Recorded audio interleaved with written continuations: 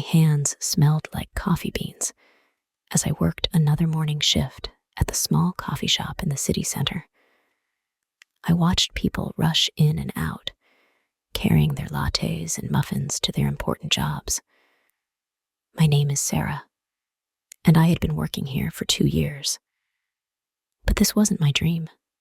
No, my dream was much bigger. I wanted to be a chef and open my own restaurant.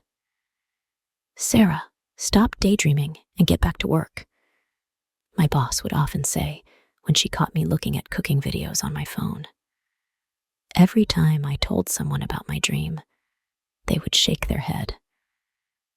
My mother always said, "Being a chef is too hard, honey. The coffee shop job is safe. Stay there." My friends weren't any better. "You need so much money to open a restaurant," they would tell me. "It's impossible for someone like you." But I never stopped trying. Every night after my shift, I went home to my tiny apartment and cooked. My kitchen was small, but my dreams were big. I wrote all my recipes in my favorite blue notebook. Sometimes I burned my hands or made terrible dishes, but I kept learning. Then one morning, a tall man came into the shop and ordered a black coffee. As I handed him his drink, he noticed the fresh burns on my hands. "Those burns look painful," he said.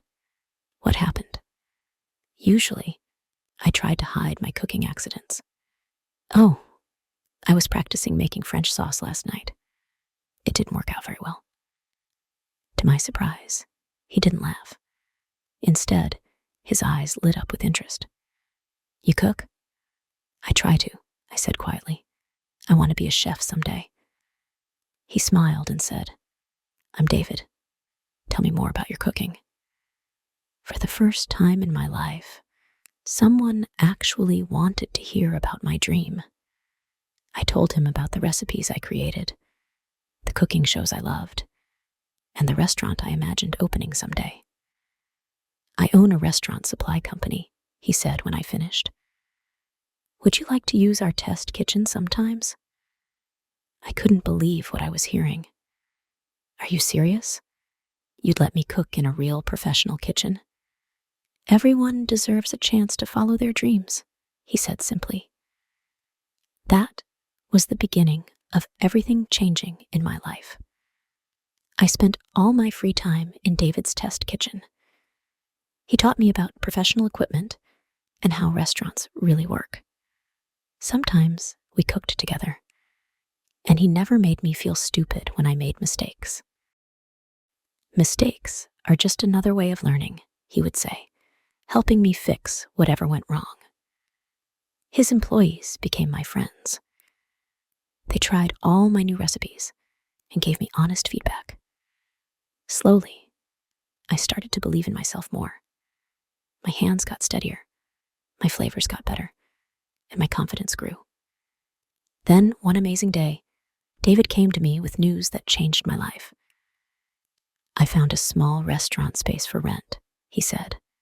"Want to look at it?" My heart nearly stopped. "But I don't have money for a restaurant." "I believe in you, Sarah," he said. "I want to be your business partner. You'll be the chef, and I'll handle the business side. We can start small and grow together." I started crying right there in the test kitchen. No one had ever believed in me like this before. 3 months later, we opened Sarah's Kitchen. It was small, but it was mine. Every morning when I walk into my kitchen, I can hardly believe it's real. I cook every meal myself, putting all my love into each dish. David helps me with the business parts and encourages me when things get hard. Now people come from all over the city to eat at my restaurant. Even my mother came and cried happy tears when she tasted my food. My old boss from the coffee shop visits sometimes. But you know what makes me happiest? Having someone who believed in me when no one else did. David saw something in me that I couldn't even see in myself. He didn't just give me a chance. He gave me the courage to believe in myself too. Now when young people tell me about their dreams, I always listen. Because sometimes all someone needs is one person to believe in them. I know that better than anyone. Every morning, I look at my blue recipe notebook, now full of successful dishes that people love. This is proof that dreams can come true, even when no one else believes in them. Well, almost no one. Sometimes, one person believing in you is all you need. Thank you for listening. If you enjoyed this story, don't forget to like and subscribe for more.